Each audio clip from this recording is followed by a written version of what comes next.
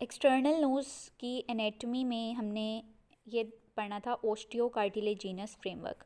ओस्टियोकार्टिलेजिनस framework में हमने 2 nasal bones पढ़ी, ठीक है, और कार्टिलेज के अंदर हमें 4 कार्टिलेजेस पढ़ने हैं, जिसमें से हम अपर लेटरल कार्टिलेज पढ़ चुके हैं, उसके बाद लोअर लेटरल कार्टिलेज भी पढ़ चुके हैं। लोअर लेटरल कार्टिलेजेस का दूसरा नाम एलर कार्टिलेजेस भी होता है, क्योंकि उसका लेटरल क्रस्ट जो है वो एला ऑफ द नोज़ बना रहा होता है। उसके बाद अभी हमें 2 मज़ीद पढ़ने हैं, जो कि हैं lesser alar and the septal cartilage. Lesser alar का दूसरा नाम है सिसेमॉइड कार्टिलेजेस, और फोर्थ पे हमें पढ़ना है सेप्टल कार्टिलेज। सो अभी हमें लेसर एलर और सिसेमॉइड कार्टिलेजेस पढ़ने हैं, लेसर एलर या सिसेमॉइड कार्टिलेजेस। सो इसको पढ़ने के लिए मैं दोबारा से ड्रॉ कर रही हूँ नोज़ को। ये इसकी 2 नेज़ल बोन्स हो गई, और यहाँ पे इसका अपर लेटरल कार्टिलेज हो गया। यहाँ पे हमने पढ़ा था कि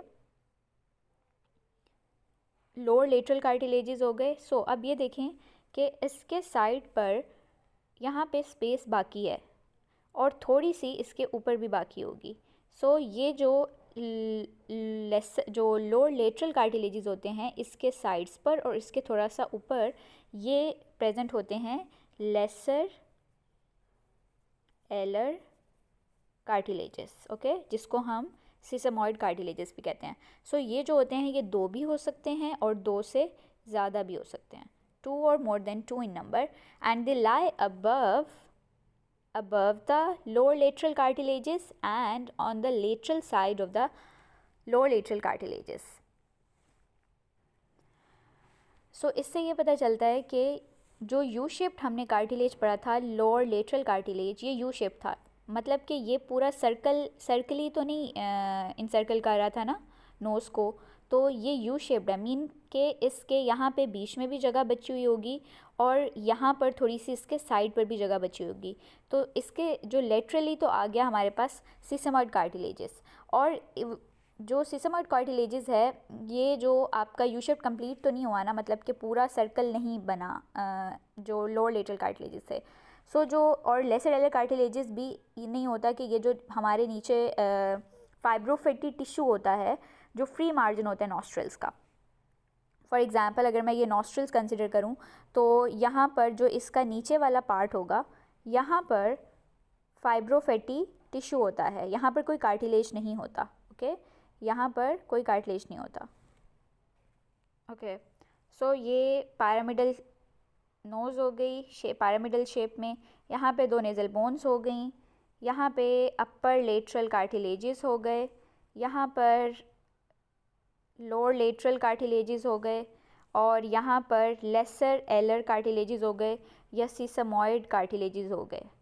नाउ अब हमारे पास एक ही कार्टिलेज बचा है जो हमने पढ़ना है, जो कि है सेप्टल कार्टिलेज। सेप्टल कार्टिलेज जो है मैंने कहा था कि ये भी नेज़ल बोन्स के नीचे से ही अराइज करता है। दूसरा जो कार्टिलेज नेज़ल बोन्स के नीचे से अराइज करता है वो होता है अपर लेटरल कार्टिलेज, और ये जो बीच में बिल्कुल मिड ऑफ जो हमारा dorsum, mid dorsum of nose जो होता है, वो ये जो येलो में मैं ड्रॉ कर रही हूँ, it is the septal cartilage. So septal cartilage actually supports the dorsum of the cartilaginous part of the nose, okay. तो ये सपोर्ट कर रहा होता है डोर्सम, जो आपकी कार्टिलेजिनस पार्ट है इसका डोर्सम को okay, dorsum of the cartilaginous part of nose को सेप्टल कार्टिलेज जो है सपोर्ट कर रहा होता है। क्योंकि हमने जब अपर लेटरल कार्टिलेजेस पढ़ा था तो ये बहुत ज़्यादा बीच में तो नहीं थे ना, अपर लेटरल कार्टिलेज फ्यूज़ कर रहे थे एंटीरियरली थोड़ा सा किसके साथ, सेप्टल कार्टिलेज के साथ। तो ये नाम से ज़ाहिर है कि ये लेटरल हैं, ठीक है, अपर लेटरल हैं, तो ये ज़्यादातर नोज़ के लेटरल ही होंगे। इसी तरीके से जो एलर कार्टिलेजेस थे वो भी लोअर लेटरल ही थे। उसके बाद जो लेसर एलर या सिसेमॉइड कार्टिलेजेस थे वो भी जो है मोस्टली लेटरली ही थे, यानी कि लेसर एलर कार्टिलेज फिल ही कर रहे थे, लेटरली प्रेजेंट थे लोअर लेटरल कार्टिलेज के, यानी कि मिड में तो कुछ भी नहीं आ रहा ना, मिड में तो अभी स्ट्रक्चर फ्री था पड़ा हुआ। तो मिड में हमें एक सपोर्ट के लिए कार्टिलेज चाहिए जो कि सेप्टल कार्टिलेज होगा। सो यहाँ पे हमारा ओस्टियोकार्टिलेजिनस फ्रेमवर्क ऑफ एक्सटर्नल नोज़ ख़त्म होता है। अब हम इससे रिलेटेड जो भी डिजीज़ ऑफ एक्सटर्नल नोज़ है वो भी पढ़ लेंगे, और इसके अलावा जो बाकी इसका मसल नेज़ल मस्कुलेचर रह गया हुआ है और स्किन रह गया